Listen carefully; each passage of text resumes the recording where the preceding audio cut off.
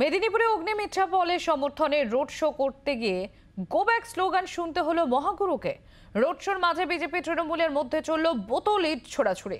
বিজেপির ছোড়া ইটের আঘাতে 2 তৃণমূল সমর্থক আহত হয়েছেন বলে অভিযোগ তৃণমূলের।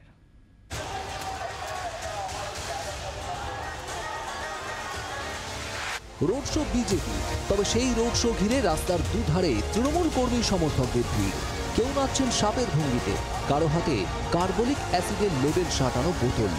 ব্যঙ্গ বিদ্রুপের টার্গেট যে মিঠুন চক্রবর্তী তা বুঝতে অসুবিধা হয় না। বিজেপি প্রার্থী অগ্নিমিত্রা পালের সমর্থনে মঙ্গলবার মেদিনীপুর শহরে বিজেপি রোড শোতে ছিলেন মহাগুরু। মিছিল কালেক্টরেট মোড় থেকে এগিয়ে কেরানীতলা পৌঁছাতেই বিপত্তি।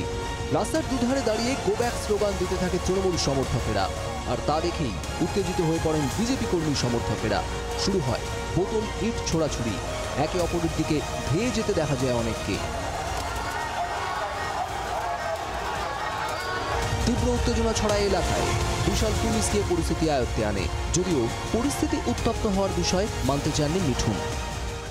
বোতল ছড়াছড়ি হচ্ছিল, বোতল ও দিচ্ছিল ওকে, ওই বোতল ওকে দিচ্ছিল। তারপরে বোধ হয় একজন কেউ বদতমিজি করেছে, তখন তারা পেছনে তারা করেছে। তৃণমূলের পক্ষ থেকে বলা হচ্ছে ওদের 2 জন কর্মীরা আহত হয়েছে, সেই কারণে ওরা এফআইআর করছে বিজেপির বিরুদ্ধে। আমি জানি না, আমি দেখিনি।